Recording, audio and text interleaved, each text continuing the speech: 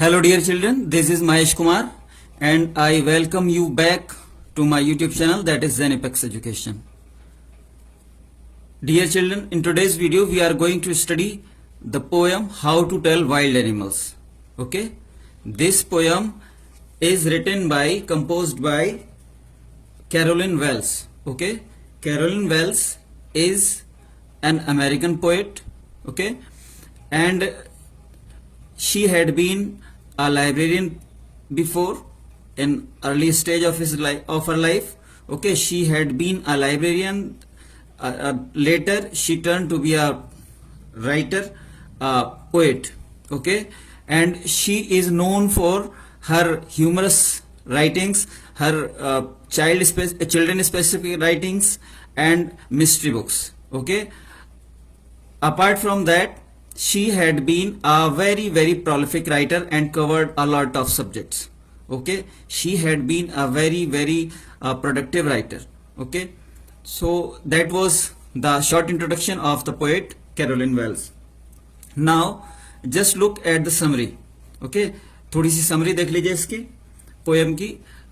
Actually the poem is introducing us to the wild animals. Okay, the poem is introducing us to the wild animals of the East in a very interesting and humorous way. The wild animals and their very characteristic fearsome activities are described here in a very light and jolly manner, and certainly the poet handled so serious a topic very deftly. The sole objective of the poem appears to provide us with some light moments, and there is no serious moral message etc. in it. Okay, most probably the word tell, okay, the word tell which is used in the title is denoting the term recognizing. Okay, ऐसा लगता है कि जो ये word है यहाँ tell, जैसे कि टाइटल से लग रहा है how to tell wild animals, तो ऐसा लगता है कि टेल जो वर्ड है वो रिकॉग्नाइज के जगह पे यूज किया गया है. It is used in place of recognise. Okay, तो ये थोड़ा सा एक समरी थी शॉर्ट में इसके बारे में, पोएम के बारे में. चलिए अब पोएम स्टार्ट करते हैं. If ever you should go by chance to jungles in the east, and if there should to you advance a large and tawny beast, if he roars at you as you are dying, you will know it is the ashen lion. Okay, तो बड़े ही interesting way में, जैसे कि हमने summary में ही कहा था, poet हमें इंट्रोड्यूस करा रही है हमारे पहले बीस्ट से, and that is the tawny beast, the Asian lion. Okay, वो कह रही है कि अगर आप कभी किसी जंगल में जाते हैं ईस्ट के और वहां आपके सामने एक येलोइश ऑरेंज कलर का कोई बहुत बड़ा सा जानवर आता है और वो इतनी जोर से दहाड़ता है कि ऐसा लगे जैसे कि आपकी सांस ही रुक जाएगी, as if you are going to die.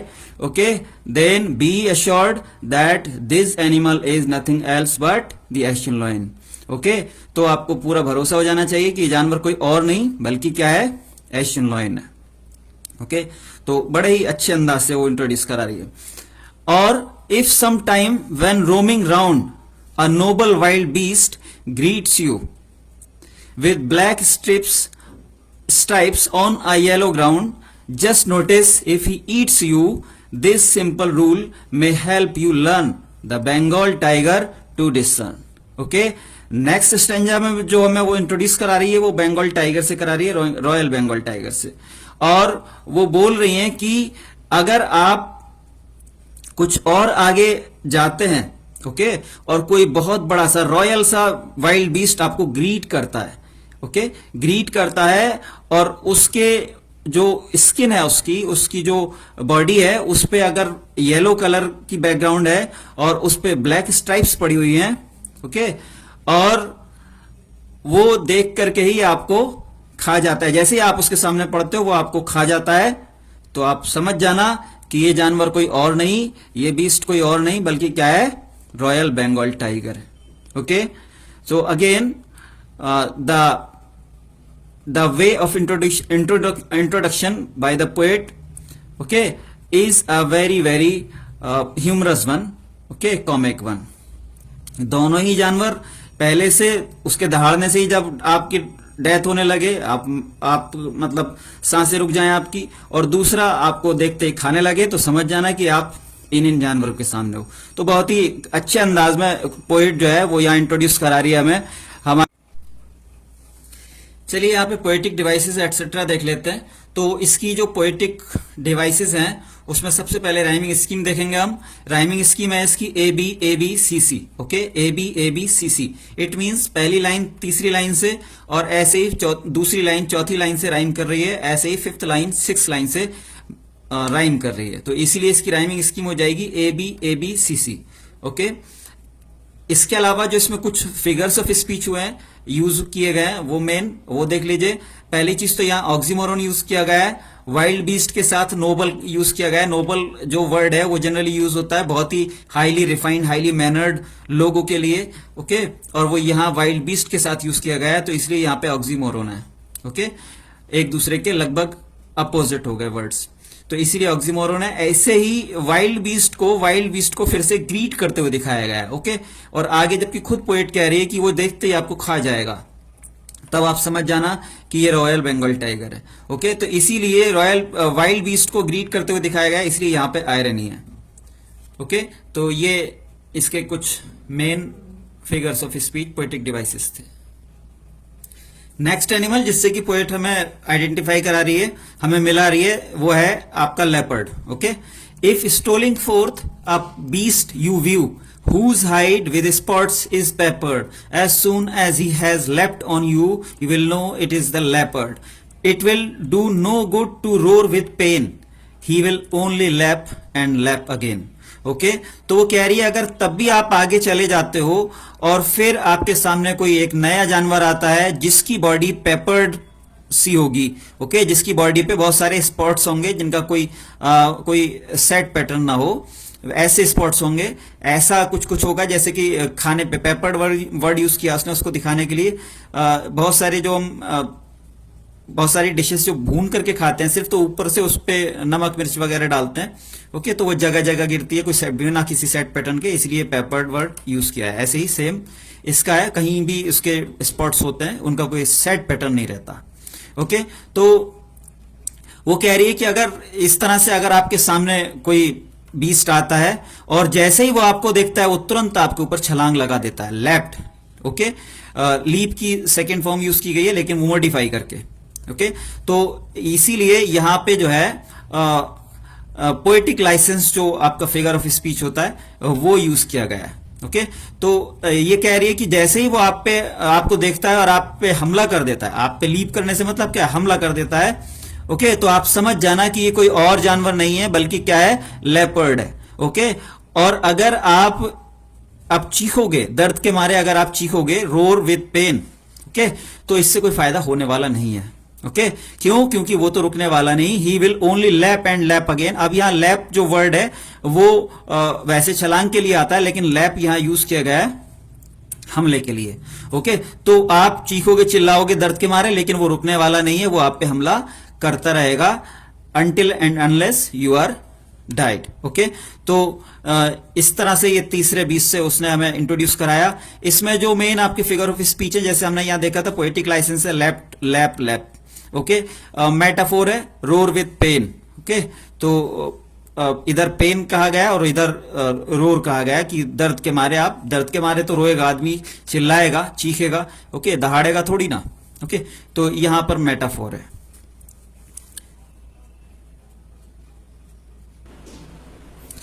चलिए आगे देखते हैं कि पोएट हमें नेक्स्ट किस बीस से इंट्रोड्यूस कराने जा रही है। तो नेक्स्ट है, जैसे कि आप पिक्चर में देख रहे हैं, बेयर, ओके।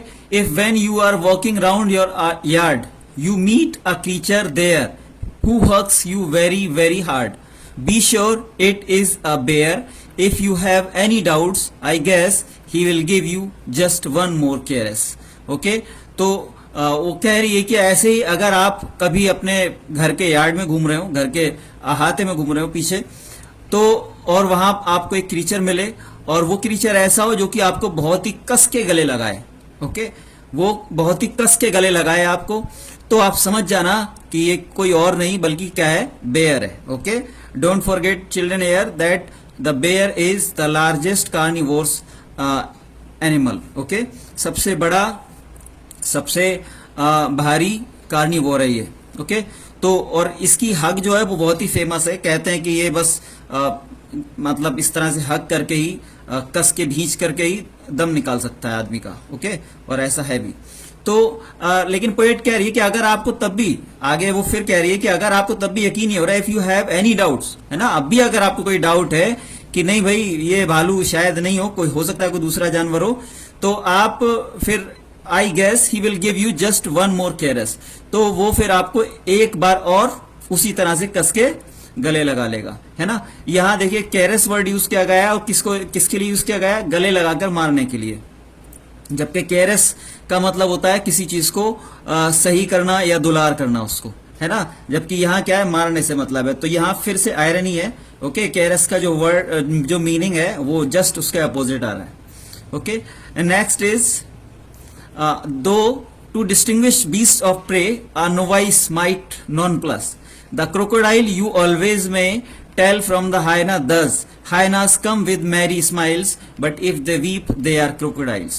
ओके, आगे पोएट बोल रही है कि कुछ लोग जो होते हैं, खासतौर से नोवाइस, नोवाइस मीन्स कोई भी नया, है ना, नौसिखिया भी जिसे कहते हैं, जिसको कि एक्सपीरियंस ना हो किसी भी चीज का. ओके, वो नोवाइस कहा जा सकता है, उस फील्ड का, उस पर्टिकुलर फील्ड का. तो पोएट आगे बोल रही है कि हो सकता है कि कुछ बीस्ट को पहचानने में जो नोवाइस लोग हों वो नॉन प्लस हो, मतलब उन्हें कुछ समझ में ना आए. Okay, they might be at sea. Okay, कि कौन सा जानवर है.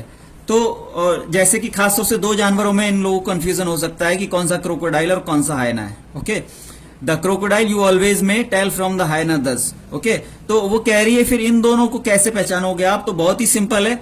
Okay, hyenas come with merry smiles. Hyenas जो है वो स्माइल करते हैं. असल में हाइना जो है वो ऐसा माना जाता है कि वो इंसानों के जैसा हंसते हैं.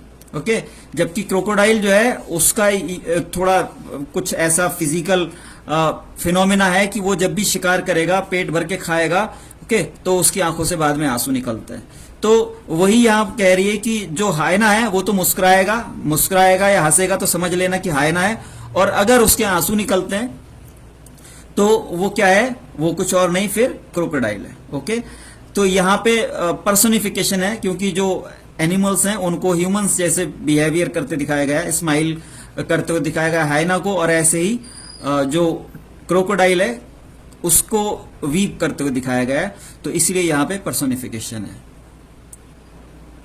चलिए लास्ट स्ट्रेंथ देख लीजिए. The true chameleon is small, a lizard sort of thing. एक जो कैमेलियन होता है, कैमेलियन जिसको कि हमारे यहाँ भी अलग अलग नाम से जानते हैं. ओके, गिरगिट भी कहते हैं उसको.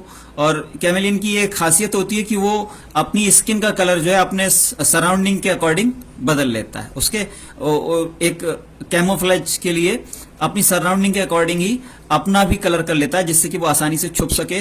और क्योंकि बड़ा जानवर नहीं है इसलिए उसे खुद के शिकार बनने का बहुत डर रहता है, तो इसलिए ये कैमोफ्लेज जो है एक तरह का उसका सिक्योरिटी डिवाइस है. ओके, तो the true chameleon is small, a lizard sort of thing, है ना. जो कैमेलियन है वो एक छोटा सा प्राणी होता है, लिजर्ड के जैसा. He hasn't any years at all and not a single wing. ना तो इसके कान होते हैं और ना ही इसके पंख होते हैं. ओके, असल में कान क्यों नहीं होते, क्योंकि ये जो है एक रेप्टाइल है, और जितने भी रेप्टाइल्स हैं उनके कान नहीं होते. ओके, तो ना ही इसके कान होते हैं और ना ही इसके पंख होते हैं, जिससे कि ये उड़ करके अपनी जान बचा सके. If there is nothing on the tree it is the chameleon you see. Okay, तो अगर आप किसी पेड़ के पास जाते हो और आपको लगे कि नहीं पेड़ पे तो कुछ नहीं है, तो ऐसा हमेशा नहीं होगा. ओके, वहां पे अक्सर कैमेलियन छुपे हुए होंगे और वे अपनी जान बचाने के लिए या शिकार करने के लिए, ओके, अपने सराउंडिंग के अकॉर्डिंग ही अपने आप को ढाले हुए होंगे, अपनी स्किन का कलर चेंज करे होंगे. ओके, यहाँ देखिए टिस यूज करा है टिस की जगह पे, तो यहाँ फिर से पोएटिक डिवाइस के तौर पे आपका पोएटिक लाइसेंस यूज हुआ है. ओके, आज के वीडियो में बस इतना ही. मिलते हैं अपने नेक्स्ट वीडियो में. Hope you would like the poem, like this video. Okay, if it is so, don't forget to like and subscribe. See you soon. Till then, keep learning, keep growing.